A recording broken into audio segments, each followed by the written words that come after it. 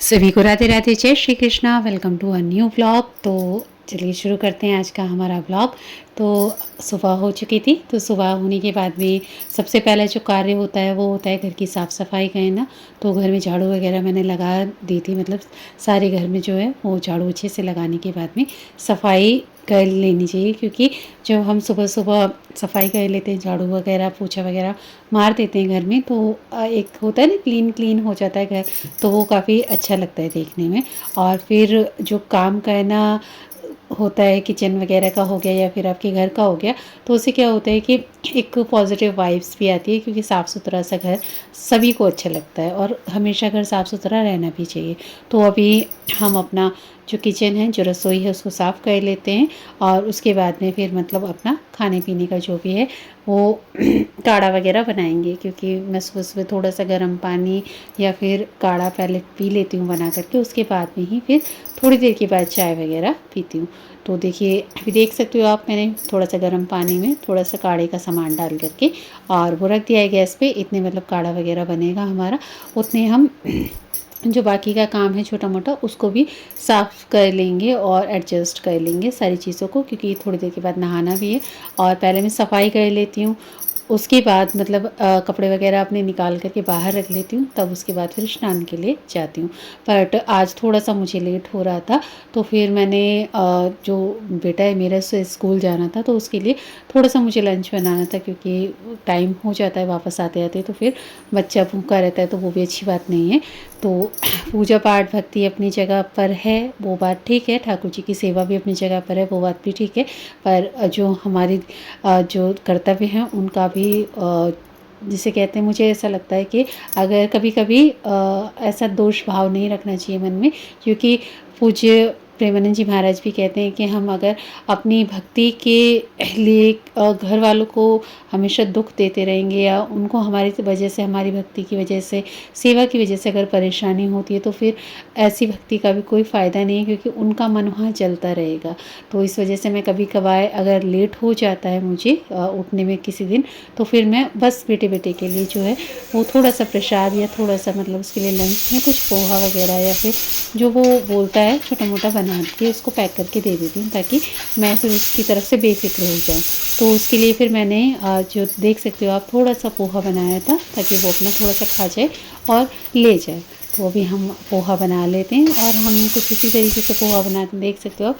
क्यों कढ़ाई में पोहा जो है, पोहा वैसे ज़्यादा टाइम लगता नहीं है, उसमें 5 से 7 मिनट में अंदर अंदर बन जाता है, क्योंकि इसमें आप सब्जियां वगैरह ऐड कर सकते हो, जो भी मतलब चाहो। सब्जियां आज ज़्यादा थी नहीं, तो फिर मैंने आज ये ऐसे ही बनाया था सिंपल, और टाइम भी नहीं था काटने का। और तो इसमें मैंने थोड़े से ड्राई फ्रूट ऐड कर दिए थे, और इस तरीके से फिर मसाले वगैरह डालने के बाद में हमने अपना पोहा जो था वो ऑलमोस्ट अच्छे से मसाले जो थे भून लिए थे, क्योंकि हल्दी जब हम डालते हैं, ऐड करते हैं, और पोहा जल्दी बन जाता है, बट हल्दी जल्दी नहीं भूनती है। तो उसको ना अच्छे से जो कम आंच होती है मध्य गैस करके उसको आप भून लीजिए, तो वो अच्छे से काफ़ी बन जाता है। और सबसे अच्छी बात होती है ये, आप इसमें भुजिया ज़रूर डालिए। भुजिया डालने के बाद में थोड़ा सा नींबू डालने के बाद में जो टेस्ट आता है ना, वो काफ़ी अच्छा आता है। क्योंकि मैंने वैसे आलू बॉयल होने रखे थे, बट वो बॉयल हो नहीं पाए जब तक, और टाइम हो गया था बेटे के स्कूल जाने का, तो फिर मैंने उसको ऐसे ही नींबू वगैरह डाल करके और जो भुजिया थी वो डाल करके उसको दे दिया था। देखो कितना अच्छा बन के आया है पोहा। तो आप लोग भी इस तरीके से ट्राई कर सकते हो, प्लेन पोहा अगर बनाना चाहो।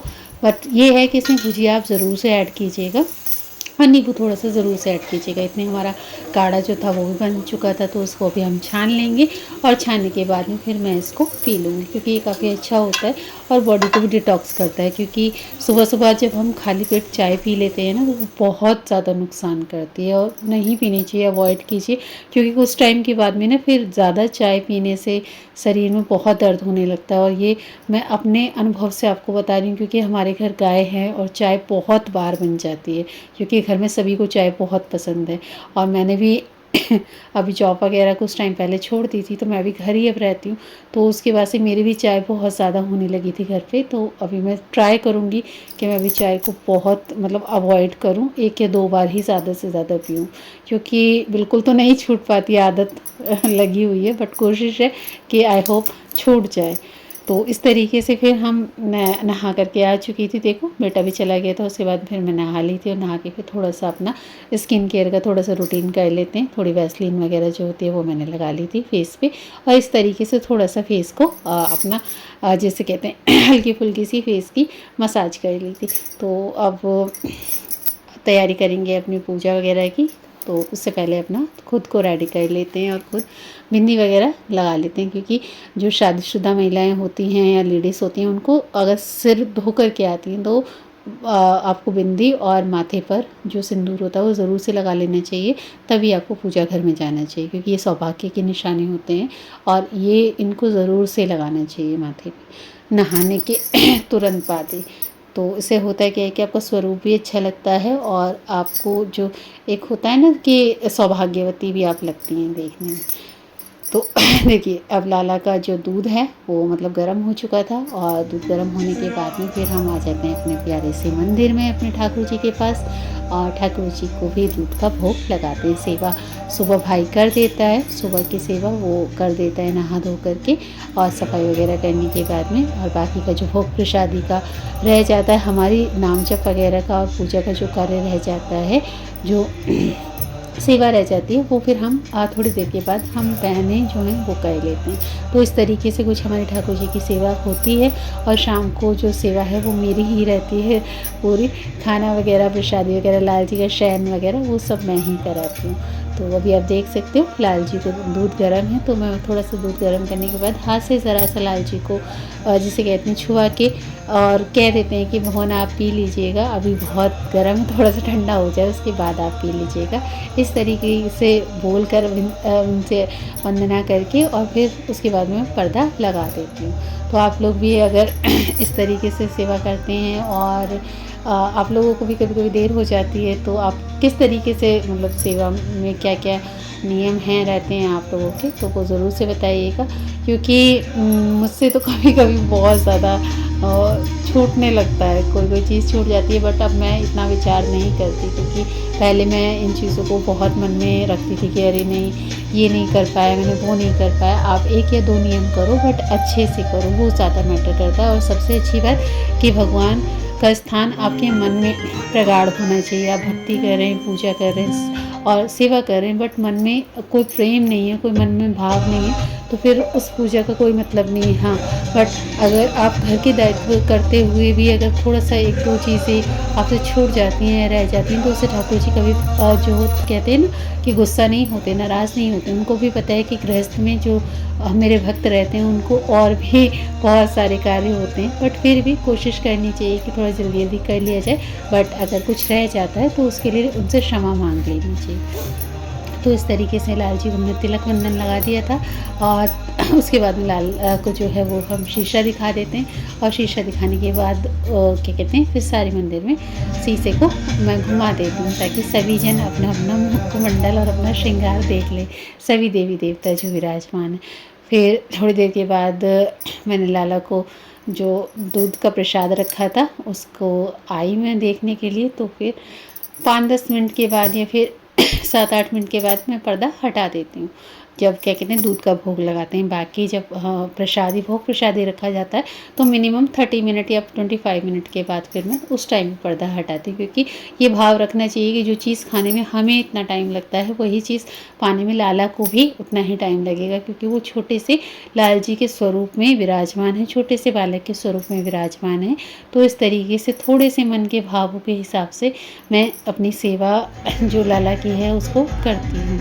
तो क्योंकि देखो होता है क्या है ना कि जब हम बहुत सारे ज़्यादा नियम ले लेते हैं तो इंसान का जो चीज़ें होती हैं सब चीज़ों को ना मैनेज करना थोड़ा सा मुश्किल हो जाता है। तो आप नियम चाहे थोड़े रखिए बट अच्छे से कीजिए, बढ़िया से कीजिए और प्रेम भाव से भक्ति कीजिए, वो सबसे ज़्यादा मैटर करता है। और घर में भी मतलब संतुलन बना रहे तो वो ज़्यादा मैटर करता है सबसे ज़्यादा, क्योंकि भक्ति जब घर में अच्छे प्रकार से होती है तो वो सबसे ज़्यादा अच्छी रहती है।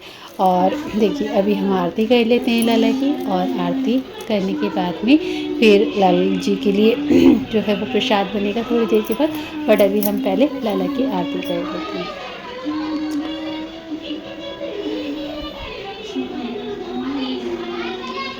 और खूब अच्छे से कोई भी भजन वगैरह अगर आपको आता हो कोई अच्छा, क्योंकि लाला को 3 चीज़ें बहुत प्यारी हैं, राग, भोग और श्रृंगार। तो आपको इन तीनों में से कुछ भी अच्छे से अच्छा आता हो तो आप लाला को श्रृंगार कीजिए, लाला को अच्छा भोग प्रसाद पवाइए और उनका जो राग है वो उनको सुनाइए, तो वो बहुत प्रसन्न होते हैं। क्योंकि सारे लोग हर चीज़ में निपुण नहीं होते, बट हर किसी के अंदर एक ना एक गुण तो अवश्य होता है। जो बुरे से बुरा व्यक्ति भी होता है ना, उसके भी अंदर कुछ ना कुछ गुण ज़रूर होता है। तो अभी मंदिर की घंटी जो है उसको बजा देंगे।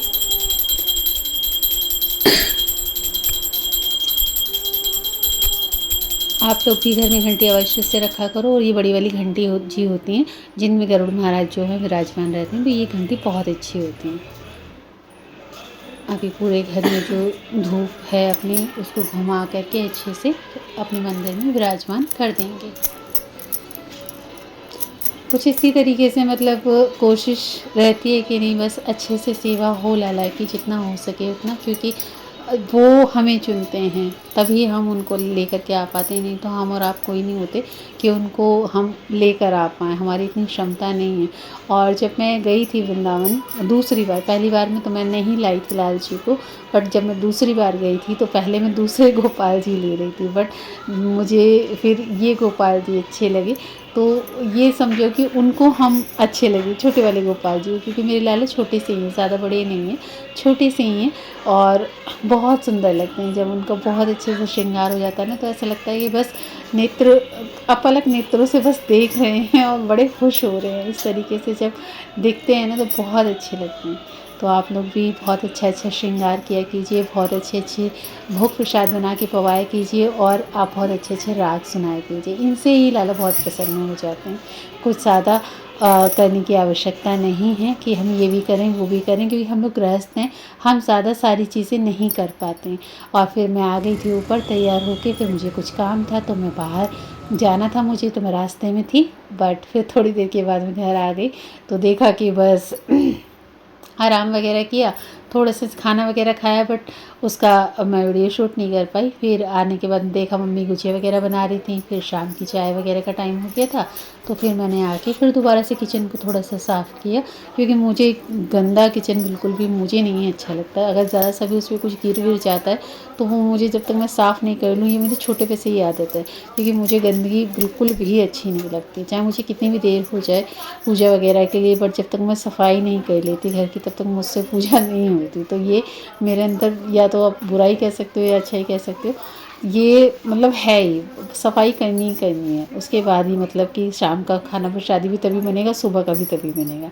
तो इस तरीके से फिर हम अपने जो किचन है उसको शाम के टाइम में 4 साढ़े 4 बजे के आसपास सफाई कर लेते हैं अच्छे से। और ये देखो इस तरीके से स्लैब वगैरह, क्योंकि घर में दूध वगैरह होता है गैया का, तो दूध वगैरह अगर थोड़ा सा भी इधर उधर बाल्टी वगैरह से गिर जाता है निकालते हुए, या फिर जैसे पौए होते हैं उनसे नापते हैं तो फिर उनसे ज़रा भी छलक जाता है ना, तो फिर थोड़ी मक्खियाँ वगैरह आ जाती हैं, क्योंकि दूध दही माखन ये चीज़ ऐसी होती है कि उनकी खुशबू से जो ये छोटे मोटे जीव होते हैं ये आ जाते हैं खाने के लिए। तो बहुत ज़्यादा मतलब कि देख रेख रखनी पड़ती है फिर इन चीज़ों की वजह से घर में।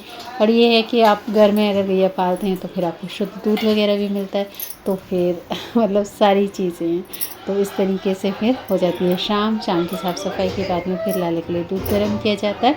और लाले के लिए दूध गर्म हो रहा है गैस पर, इतने में मतलब कि मैं अपना थोड़ा सा कुछ काम था और उसको मतलब ख़त्म कर रही थी, तो मैंने गैस थोड़ी धीमी कर दी है, देख सकते हो आप। और उसके बाद हमारा, आप भी मतलब अगर काम करते हो और आपको लगता है कि नहीं मैं एक काम कर रही हूँ, तो उसको थोड़ी सी देर के लिए आप हल्का कर सकते हैं। और देन अगर कोई इम्पॉर्टेंट काम है तो उसको फिर पहले आप थोड़ा सा करके आ सकते हो।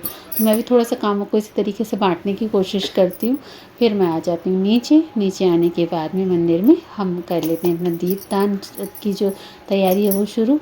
और मंदिर में लाला को दूध रखने के बाद में पर्दा लगा देती हूँ, क्योंकि जब मैं दूध लेकर के आती हूँ तो उसके बाद मैं डायरेक्टली लाल जी के लिए पहले दूध रख देती हूँ प्रसाद के लिए, और दिए वगैरह जो है उनको बाहर निकाल लेती हूँ। इतने हम दिए वगैरह में बाती लगाते हैं, उनको साफ़ वगैरह करते हैं, धूप वगैरह बनाते हैं। तो इतने में 5-7 मिनट हो जाते हैं, तब तक लाल जी का दुग्धपान हो जाता है और फिर उसके बाद में दीपदान कर देती हूँ। अभी हमने घंटी बजा दी है, क्योंकि हमने 2 घंटियाँ लगाई हुई हैं, एक मंदिर में जैसे लगी होती है मंदिरों में उस तरीके से, पर एक हमारी जो पहले वाली गरुड़ जी वाली घंटी है वो अभी हम आरती कर लेते हैं शाम की। तो कुछ इस तरीके से ही हमारा दिन जाता है। और कभी कभी बस थोड़ी सी रात ज़्यादा हो जाती है, क्योंकि एडिटिंग वगैरह में इतना भी आसान नहीं है वीडियोस वगैरह बनाना। जिनको लगता है देख कर कि वीडियोस ये लोग बनाते हैं और इस तरीके से हर चीज़ शूट कर लेते हैं, क्योंकि एक एक चीज़ शूट करनी पड़ती है ब्लॉगिंग में। जब आप पूरा डे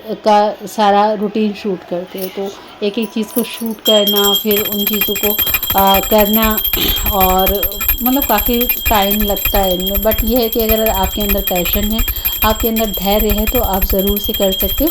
अगर आपको लगता है कि आपको भी करना चाहिए, क्योंकि ये काफ़ी अच्छी चीज़ें हैं, इनसे बहुत से लोगों को बहुत चीज़ें कुछ सीखने को भी मिलती हैं। और सबसे अच्छी बात है कि आप अपने पैरों पर खड़े होते हो। कुछ टाइम के बाद में जो कंटेंट क्रिएटर हैं वो आप देख सकते हो, पहले वो लोग मतलब किस तरीके से रहा करते थे या कैसे चीज़ों से उन्होंने शुरुआत की थी। तो सब ऐसे ही शुरुआत करते हैं। अगर आप लोग भी इस तरीके के घर की वीडियोस बनाना चाहते हैं, डेली रूटीन की वीडियोस बनाना चाहते हैं, तो ज़रूर से बताइए, ये बहुत अच्छा कार्य है। तो देख सकते हो आप, ये हमारी गैया हैं, गैया मैया दोनों की दोनों इनको थोड़ा सा प्रसाद दिया था और प्रणाम किया था। तो ये हमारे लाल जी हैं, ये लाल जी हमारे विराजमान हैं, देखो।